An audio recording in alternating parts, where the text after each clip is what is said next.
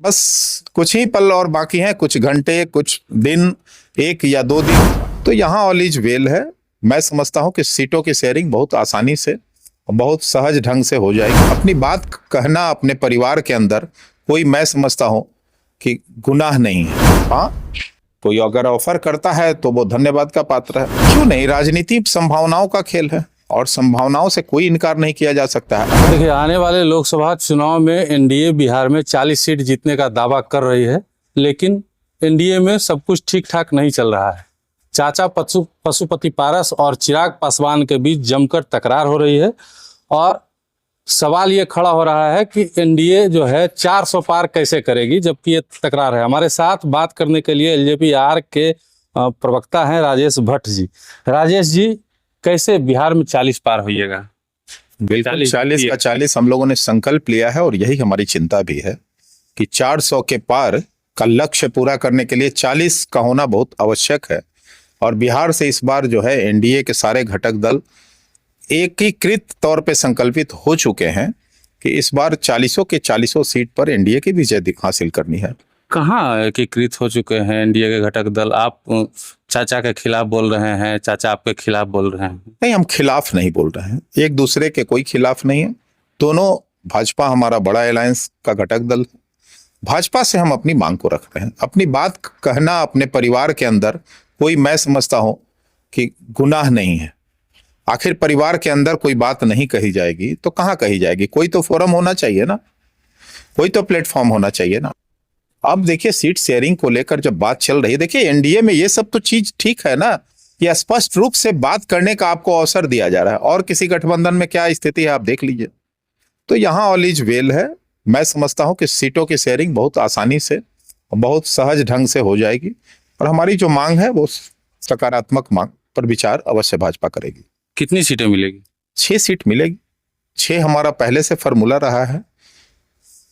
6 पर हमने 2014 में 7 पर हमने लड़ा था, 2019 में 6+1 पे लड़ा था और 6 का 6 सीट 100% स्ट्राइक रेट के साथ जीतने का हमने काम किया और एनडीए को मजबूत करने का बिहार में काम किया। देखिए, हम लोग विश्वासी और विश्वसनीय घटक दल हैं। हम लोग कभी भी एनडीए के पक्ष में खड़े दिखे। हम एनडीए से कुछ दिन अलग जरूर हुए थे, लेकिन तब भी हमारी जो निष्ठा थी, हमारा समर्पण था, हमारी जो ईमानदारी थी, वो पूरी तरह देश के यशस्वी प्रधानमंत्री आदरणीय नरेंद्र मोदी के प्रति थी। आज भी हम पूरी तरह कृत संकल्पित हैं। हाजीपुर तो हम पहले ही घोषणा कर चुके हैं कि हाजीपुर लोक जनशक्ति पार्टी रामविलास ही लड़ेगी। खबरें ये भी चल रही है कि आप आईएनडीआई गठबंधन में जा रहे हैं। देखिए, ये तो सब आप लोगों के माध्यम से हमारे पास पहुंच पाती है। ये सब आप ही के जो है द्वारा सुनने को मिलता है। ऐसी अभी कोई बात नहीं है। हाँ, कोई अगर ऑफर करता है तो वो धन्यवाद का पात्र है, मैं समझता हूं।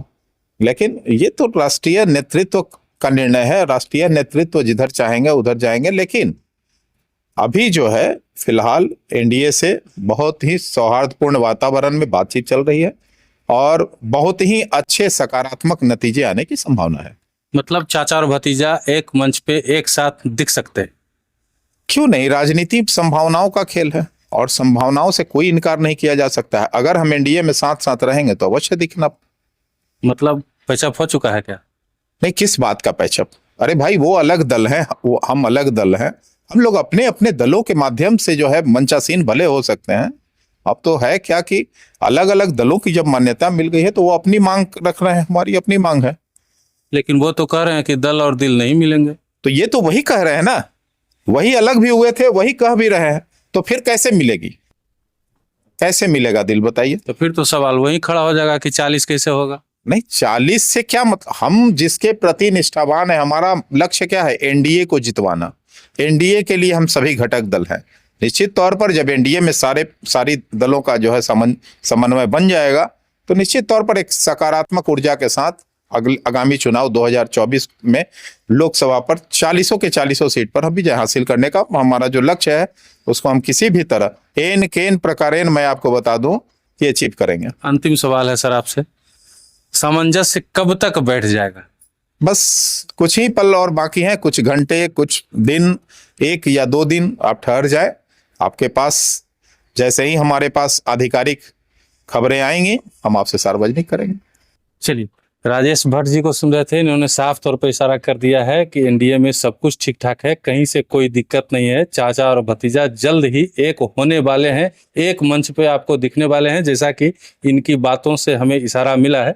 देखना होगा आगे क्या क्या होता है और एनडीए जो है 40 का जो लक्ष्य बिहार में रखी है उसको किस तरीके से पूरा करती है, ये भी देखना दिलचस्प होगा आने वाले चुनाव में।